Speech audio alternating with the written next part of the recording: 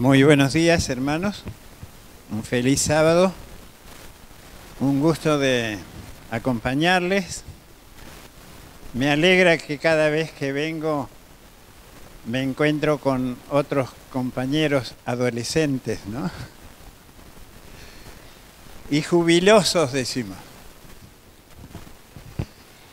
En esta mañana agradezco a Dios por el mensaje del canto, porque está estrechamente vinculado con la razón de ser del tema. Crisis.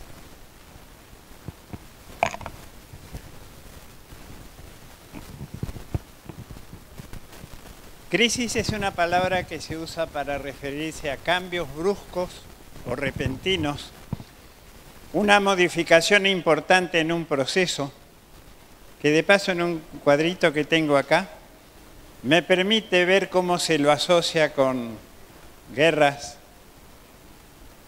negocios, se habla de crisis financiera, crisis estructural que puede estar dándose en la sociedad, en un país, en una familia, en una institución, crisis financiera, cuando hay dificultades en lo económico.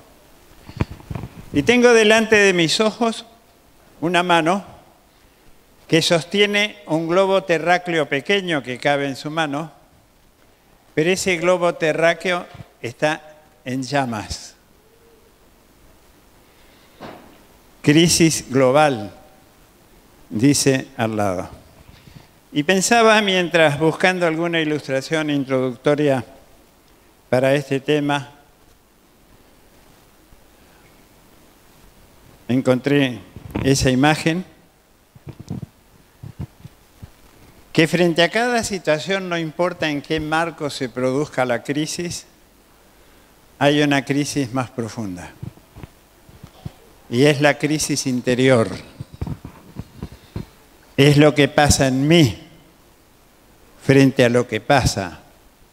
Y a veces puede ser que pase también en mí independientemente de lo que pasa.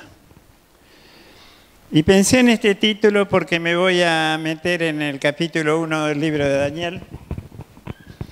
Un capítulo que los chicos quizás lo conocen de memoria y los adultos los hemos amasado a los textos y a las palabras que están en él. Y que en este año estoy leyéndolo otra vez, como hago generalmente, pero con un propósito de integrar un aspecto que va más allá de lo profético.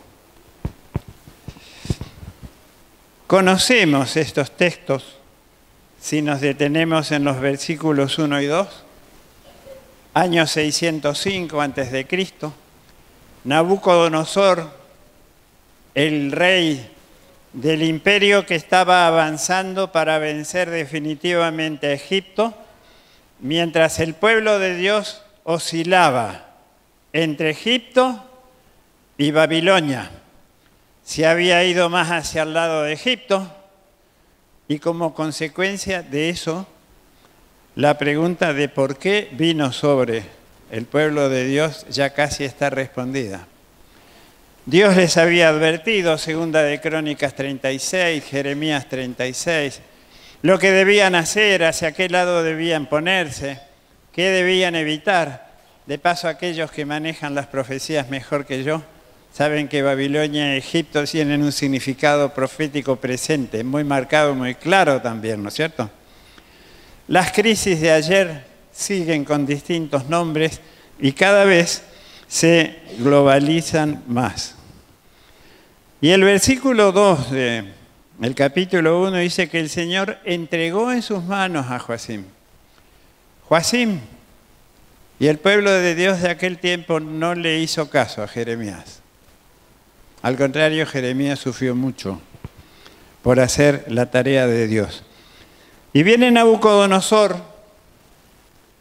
Y es interesante que después de sitiarla, cuando es tomada, lo primero que se menciona es que Nabucodonosor toma los utensilios de la casa de Dios para llevarlos y colocarlos en la casa de los dioses de Babilonia. ¿Qué significaba eso en aquel tiempo? Pueblo vencido, Dios vencido. Pueblo vencedor, Dios vencedor. Es para pensarlo, ¿no?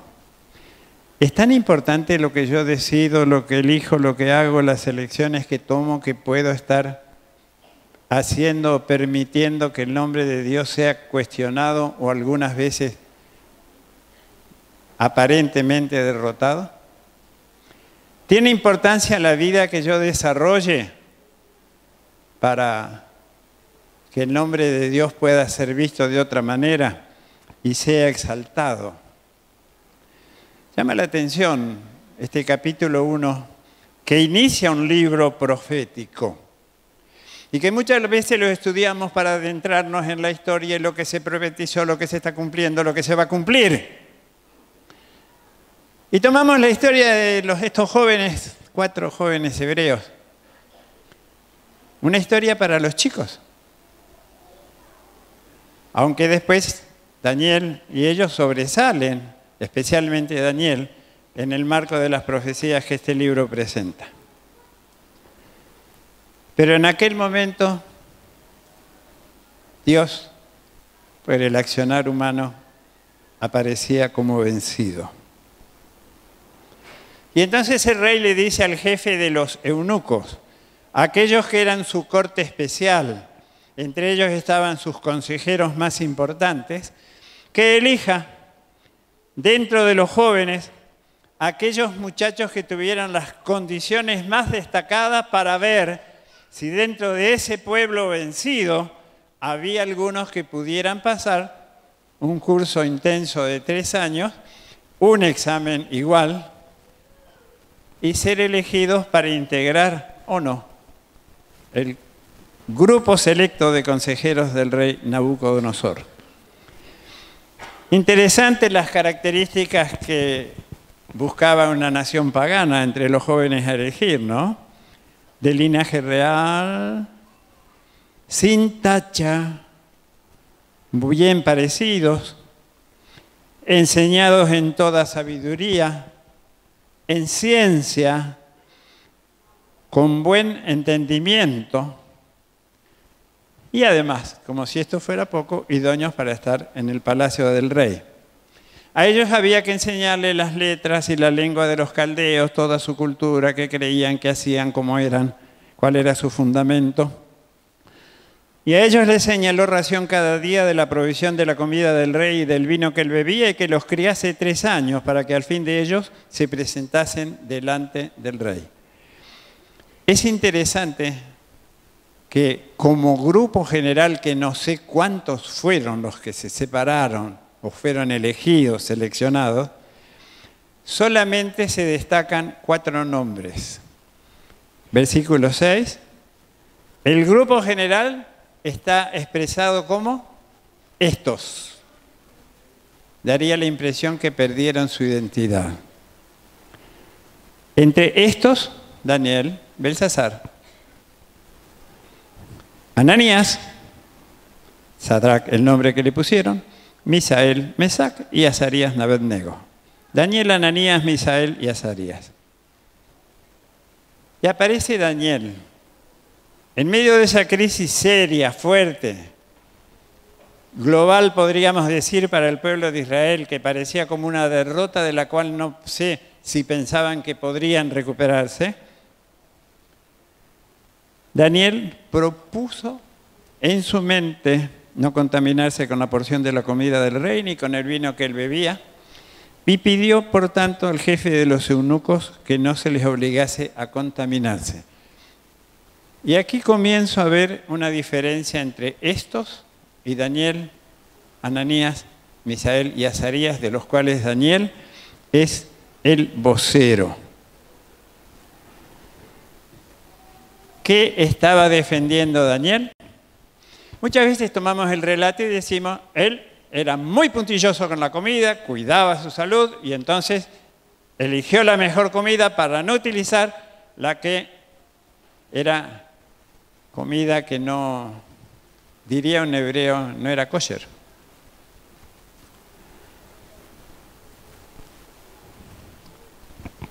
Hay momentos en la vida cuando vienen situaciones que pareciera que todo se viene abajo y cuando las emociones quieren gritar como que, ¿qué voy a hacer acá? ¿Para qué? ¿Para qué intentar algo? Está todo perdido. Aparentemente nuestro Dios ha sido vencido. Vamos en cautiverio. De paso, solo el traslado de los jóvenes seleccionados hasta Babilonia significó caminar más de 600 kilómetros a través del desierto. Algunos dicen más. Y dentro de todo ese cuadro, como para que las emociones se vengan abajo, me rinda y no luche. Señor, ¿qué voy a hacer acá? ¿Vos me podés comprender? Crisis. Daniel se atreve a sugerir al que sería líder de ellos también, porque era el que iba a conducir a esos elegidos, el jefe de los eunucos, se acerca para hacerle un pedido. No sé por qué. Aquí dice que puso Dios a Daniel en gracia. ¿Cómo se produjo? ¿La forma como se movió Daniel? ¿Dios hizo alguna cosa especial? No lo sé. Lo que sí sé es que él le dijo al jefe de los eunucos, Señor, yo temo a mi Señor el Rey que señaló vuestra comida, vuestra bebida, pues cuando él vea nuestros rostros más pálidos que los de los muchachos que son semejantes a vosotros. ¿Lo dice Daniel? No. Lo dice el jefe de los eunucos. ¿Por qué? Porque Daniel le estaba pidiendo que le dieran la posibilidad de seguir con la alimentación a la que estaban habituados. Y como era natural, de paso y sigue siendo natural también, a veces hay quienes piensan, no, pero vivir así, eso no sirve, finalmente débil, flacuchento, no sé, son raros. Daniel y los otros jóvenes aparecían raros. Pero sin embargo, apenas le gustó, algo le atrajo de Daniel. Pero dijo, no puedo. No puedo concederte eso porque el rey me corta la cabeza. Yo tengo que cumplir sus órdenes. Lo que indica lo que significaba estar trabajando inmediatamente junto al rey. Daniel hubiera tenido la posibilidad de decir, Señor, yo hice lo que tenía que hacer. Intenté, no salió. Tendrás que comprenderme. Pero hizo eso. Él vio que los cuatro, este equipito de 4 hebreos, tenían como coordinador del grupo pequeño a Melzar. Así que entonces dijo, apunté a la cabeza y no pude, apunto un poquito más abajo, arriba de nosotros, lo más cercano, y se acerca, pero se ve que Daniel tenía un secreto para enfrentar las crisis. En medio de una crisis muy grande, cuando quiero tratar de por lo menos estar en las mejores condiciones a ver cómo puedo sobrevivir, y se me frustra también, ¿me rindo o intento? Daniel intentó. Así que, evidentemente, con una estrategia que elaboró en el transcurso de las 2 entrevistas, le dice al Melzar, te ruego que hagas la prueba con tus siervos solamente por 10 días. No me pregunten por qué 10 días, puede ser un signo de totalidad. A veces hay algunas relaciones que se dan, pero dentro de otro tema ligado con salud y no es el momento. Por 10 días, haznos el favor de que podamos sostenernos con legumbres y agua. Seroyim, que tiene que ver con alimentos vegetales, plantas que producen semillas, granos, etc. Supongo que Daniel y los otros jóvenes habrán orado mucho, porque Melzar consintió en la prueba. Y es interesante el versículo 16, que Melzar debe haber pensado, qué sonsos que son estos chicos cuando le dijo a su esposa, mirá lo que traigo. Esta comida que la traigo para nosotros, lo que come el rey, lo que comen sus consejeros, estos chicos lo rechazan. Y van a comer agua y vegetales. ¡Qué sonsos! Pero dice el versículo 15 que al cabo de los 10 días pareció el rostro de ellos mejor y más robusto que el de los otros muchachos que comían de la porción de la comida del rey. Así que ahora Melzar llegó el 11º día a su casa diciendo, no sé cómo le habrá dicho a su esposa, ¿no? Querida, ¿sabes? Vamos a seguir comiendo, porque parece que los muchachos están mejor, entonces no hay riesgos de que el proceso de alimentación pueda ser perjudicial para ellos, así que nosotros seguimos usando la comida del rey. Dice el versículo 17 que estos 4 muchachos, los que se destacaron entre estos anónimos, Dios les dio conocimiento e inteligencia en todas las letras y las ciencias.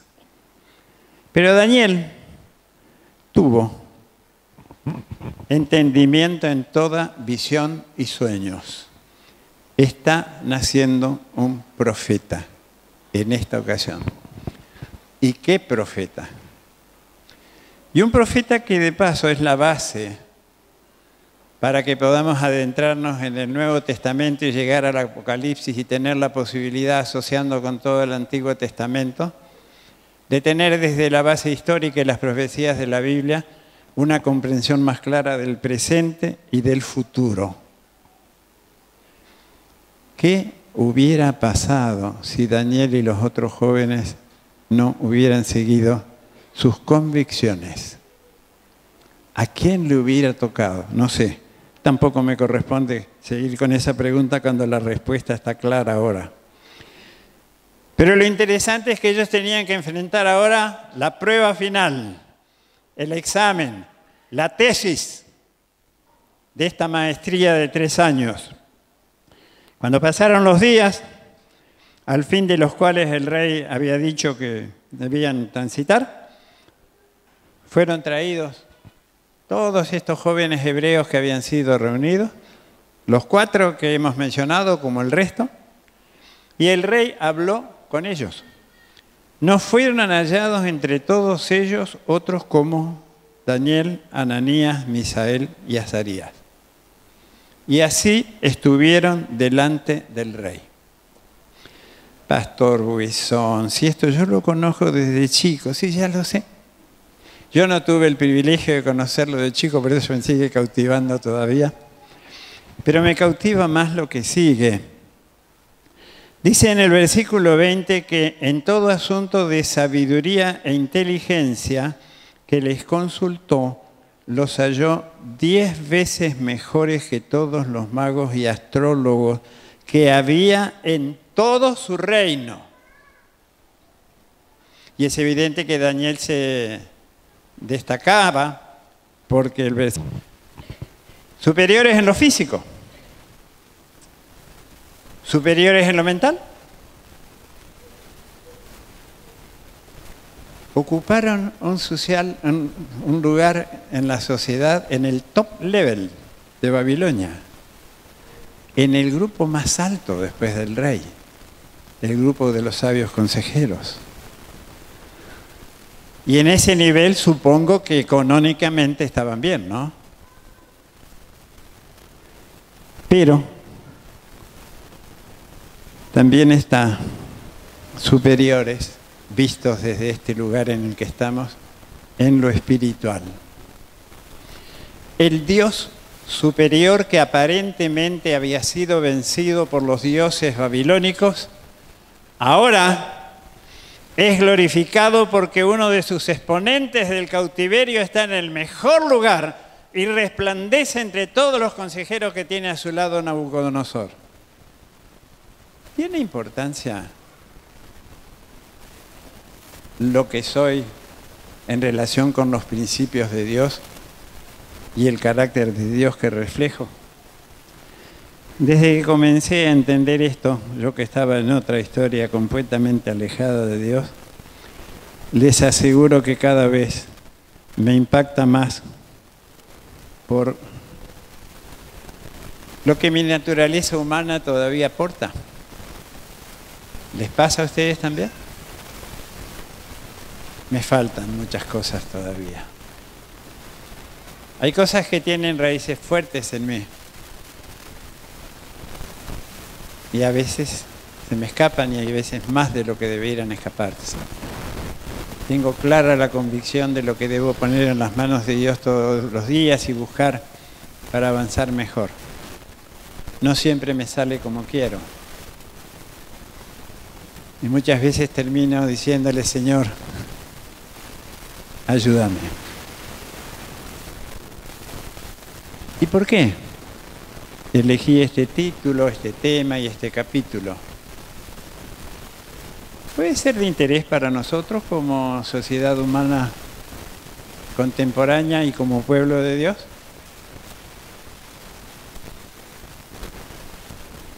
Últimas noticias nos están indicando que hay bastantes preocupaciones en el mundo, ¿no?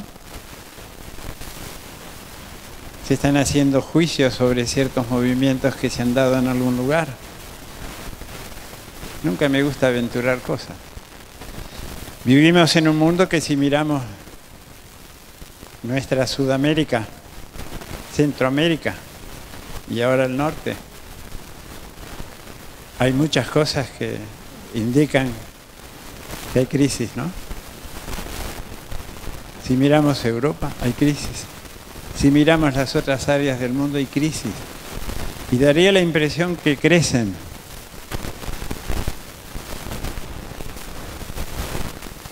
¿Qué cosa nos dice este capítulo que es importante que podamos tener en cuenta?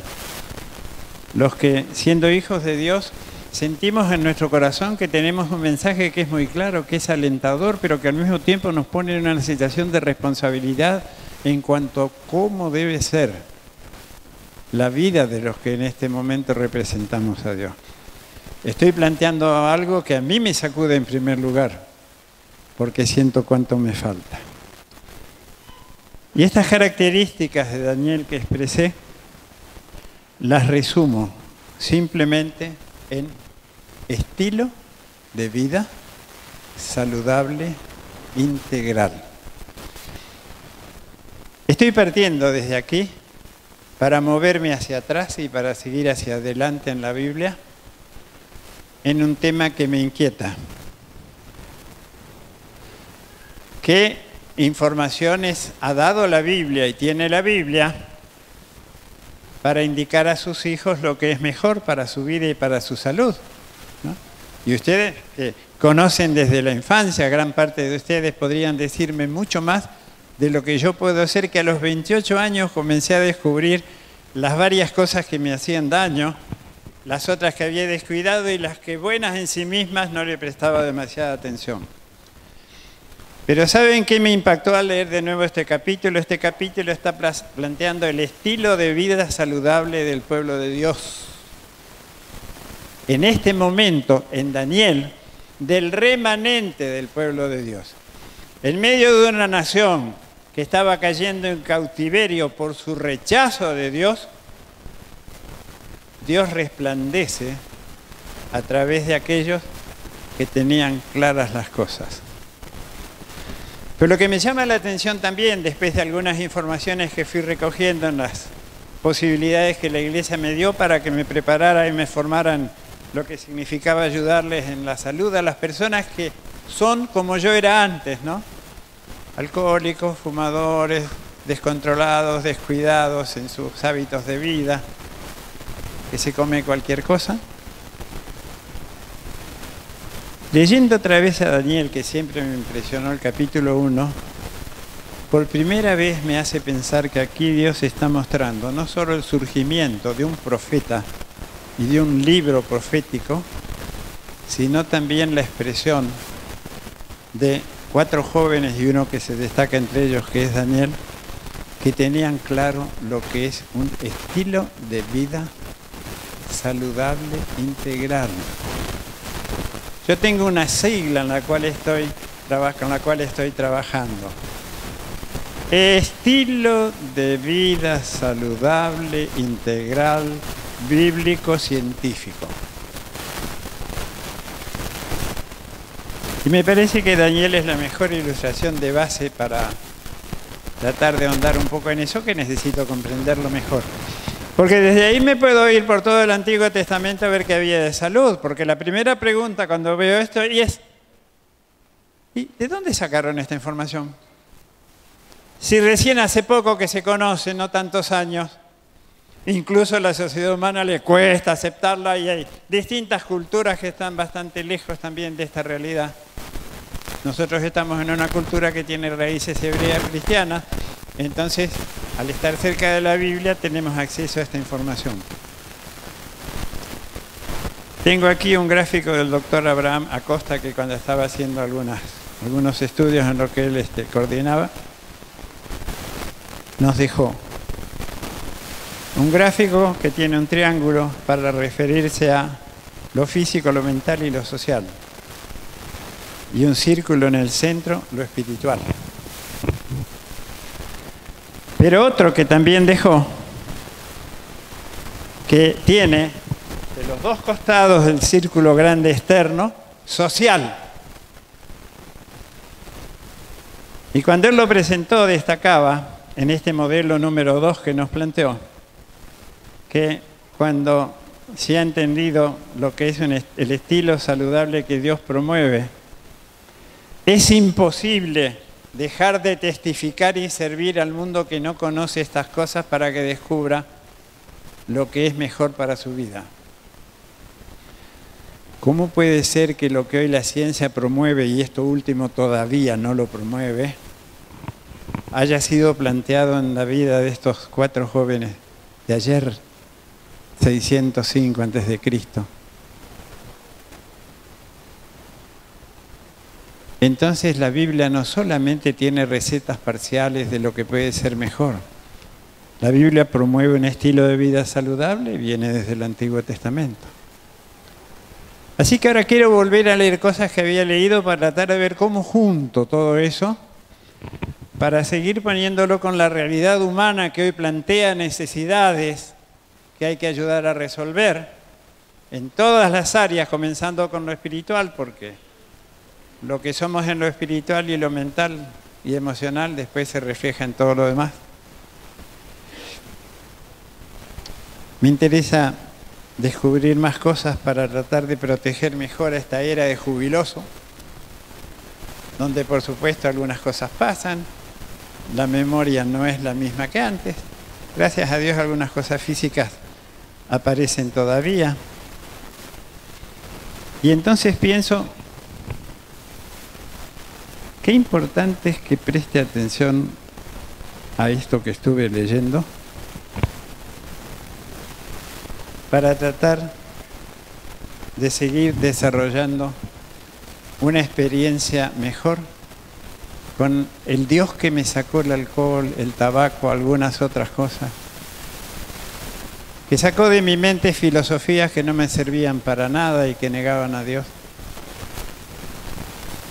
Y me cambió los hábitos, que por su gracia todavía me permiten estar aquí parado diciendo alguna cosa. Yo estoy pensando más todavía que antes, que quiero seguir ahondando, pero no para conocer, no para decirle a otras personas que acá hay una cosa que es mejor que la que tienen, sino a ver si por ahí Dios puede utilizarme en medio de las crisis que nos rodean como sociedad humana y que las enfrentamos todos de una o de otra manera, como iglesia, así como creyentes dentro de ella. Quiero encontrar lo que me ayude a estar mejor en medio de mis necesidades, para que mientras tenga capacidad de entender y transmitir, pueda compartir no solamente la teoría, lo que más me inquieta es la práctica, porque me duele cuando hago contrario a lo que entendí que es mejor para mí. Pensé que podría interesarles a pesar de ser un relato para los chicos, ¿no? Que Dios nos bendiga.